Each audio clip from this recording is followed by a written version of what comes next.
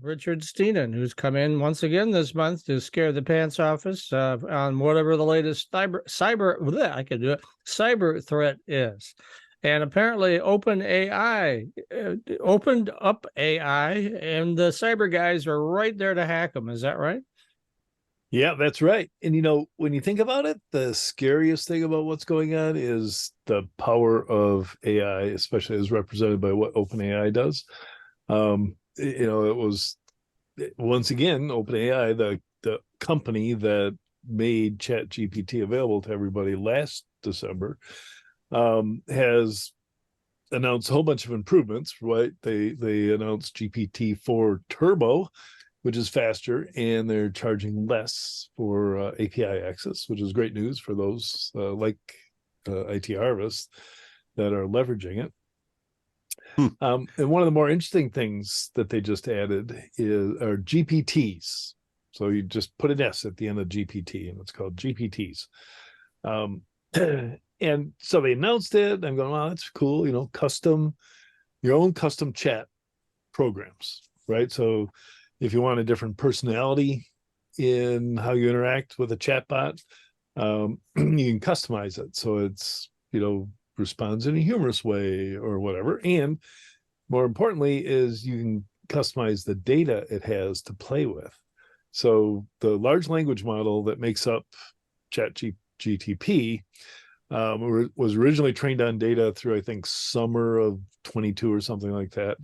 They've now updated it with new information.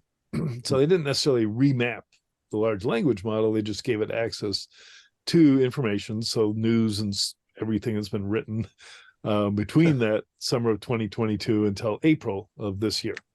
So it's a little more up to date now. So you can ask it kind of current events.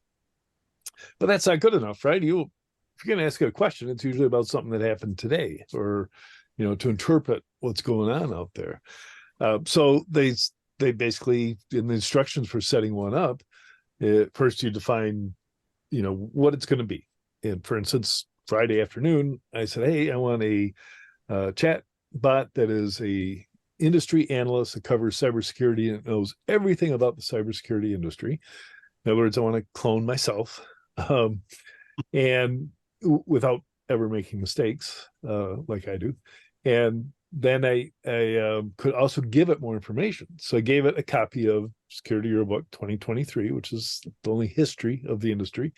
And it's got the directory in the back. So it's got a list of all the vendors in the space up till January of last year, that does.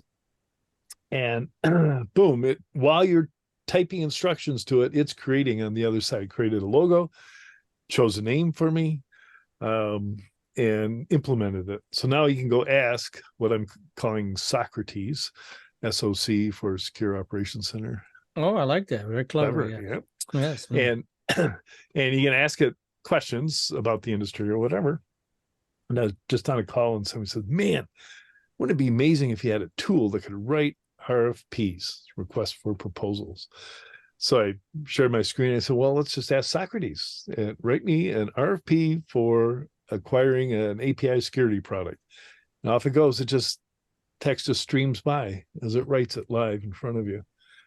Something that would take people hours and hours just to get a draft, which is kind of how you have to treat these things. Just mind-blowing.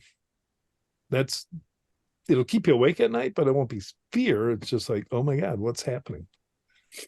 Well, I'd kind of, maybe too many sci-fi movies, but I'd weigh on the side of a little fear in there too. So yeah. And, people probably like those on this call who make their living writing, could be concerned, but I'm taking the approach because I never want to be that old guy, right? He says, oh my God, that's not how we did it in my day. Even though I'm an old guy, I do want to be open to, okay, let's just see how we can leverage this and take advantage of it.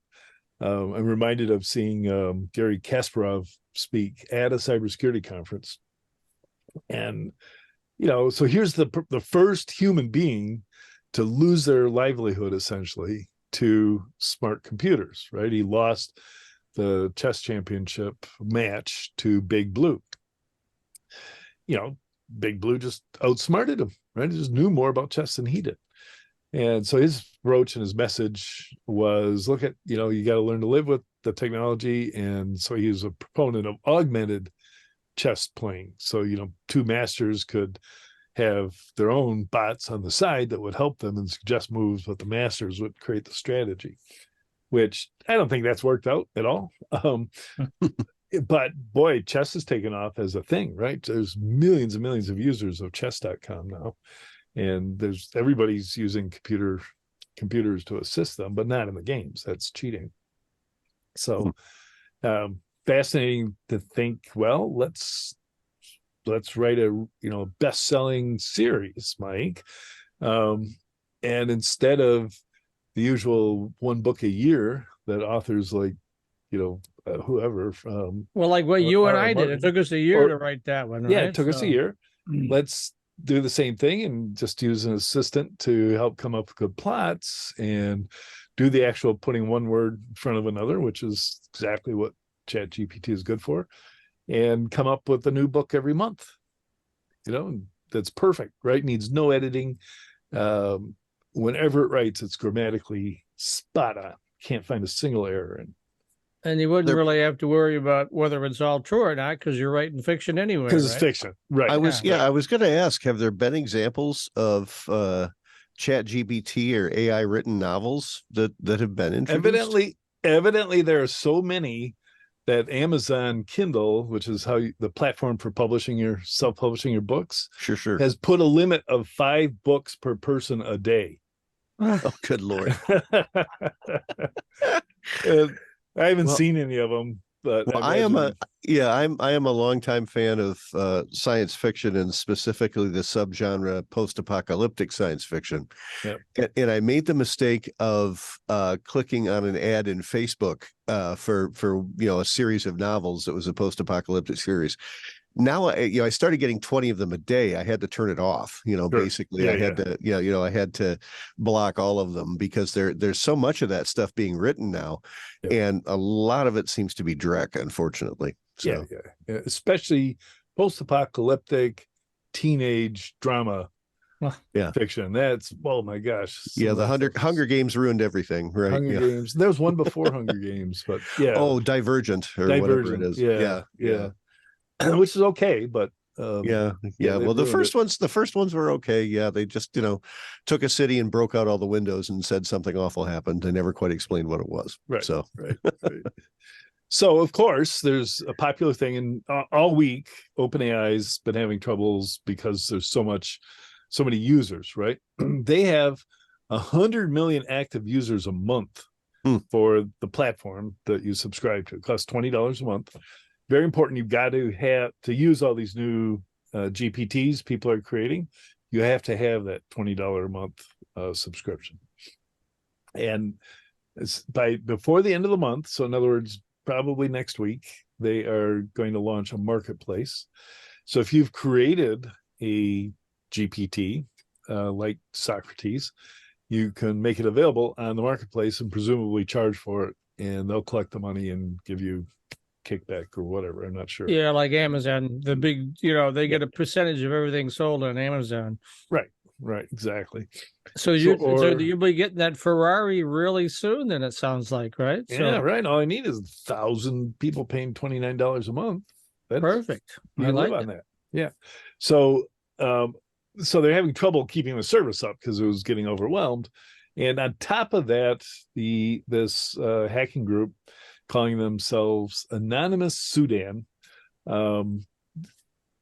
claims that they took them down with a distributed denial of service attack. So, it's kind of a hammer to use against a site, but you just send it so many requests that it just can't handle it, right? So it was already overloaded, so it shouldn't have been that hard to go that next level.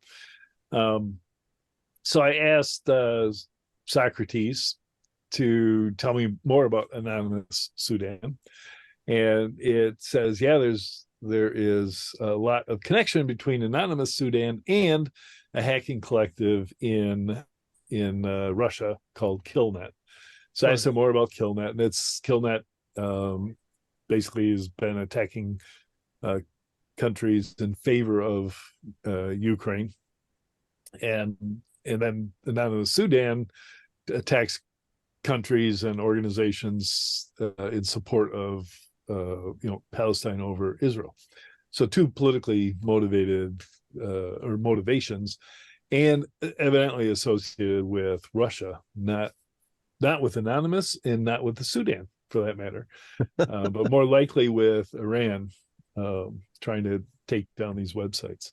So they're bringing evidently the cyber wars are progressing rapidly, and it's compared to the actual kinetic wars that are going on, it seems kind of minor, but it's just part of the whole ecosystem that we see. It's a crazy world out there and just getting crazier. So, what do you think the future of AI is just in our space? I mean, we just talked about they're cranking out novels every 5 minutes, but I mean, I'm at the end of my journalism career, towards the end. Matt is too. So I'm not particularly concerned about it. But I mean, what's the journalism world going to look like, and whether you can really trust Chat GPT or any of these other large language models? Because there's been accuracy issues all along, right? Yeah, absolutely. I think those are all addressable. I know from our own experience. So, this is kind of journalism, right? It's nonfiction writing. I had a task ahead of me of writing 3,600 company descriptions. Oof. And I can see doing that, but I get so bogged down because I'm writing it. And how it gets slow when you want to say the right thing. It could take me an hour to do one company description, even though it's only 150 words. And doing 3,600 of them, I'd either have to get really sloppy and act like a robot, or I could farm it out, but it's pretty much impossible to farm it out. The people who can look at a company's website and describe what the company does are already making $250,000 a year as industry analysts or some other specialists, right? You can't hire them for $10 a shot or anything like that. So you're going to get crap. So, and the first time we did that, we got crap, right? It's the bot. We asked OpenAI to go and write all these, and it gave us flowery marketing descriptions for everyone. Each one was the leader and the best because it just was copying from the website. That's how they describe themselves on their website. Of course, everybody's right, yeah. The leading the provider, best. as they say. Yeah, addressing the biggest problems with AI and ML. I've seen it so often I can parrot it. So then we said, don't use any adjectives. You're just not allowed to use adjectives and superlatives, etc. So it came back much, much better. And over the year, we've been tuning it. It's a tuning process. Prompt engineering, they call it. So I think you could do that. It's almost like training a horse or something. You got to chide it not to make stuff up. You got to just lay the law down. You're not allowed. If you don't know the answer to this question, just shut up and move on, because we only accept truth. Anyways, you keep doing that. On top of that, you can feed it stuff. So, and I think that's why AIs have been, large language models have been used for several years now for financial reporting. So when there's a lot of companies reporting every quarter, and they just, it's pretty obvious what you want to say in a little news snippet, which is only there to get Google's attention for SEO, right? As people don't read this stuff, it's just draws eyeballs for the ads that you're going to display next to it. Same with sports reporting, piece of cake to do that. The probably earnings reports, financial journalists. I mean, those are very standard. Let's talk about a template, right? Yeah. Exactly. And I think converting press releases into news stories, same thing. That's kind of templatized. Press releases. I was going to say take all the adjectives and value judgments out, and then exactly you got something resembling actual journalism. Right. Go to Twitter, get somebody's quote, and embed it. Right. I see that a lot. So I think journalists, if you're in school or new to journalism, you definitely have to stay on top of what these large language models are going to make possible. Experiment with them, write about them, report on them, be an expert, as journalists are very quickly, and and try and get ahead of it. Use it in your work.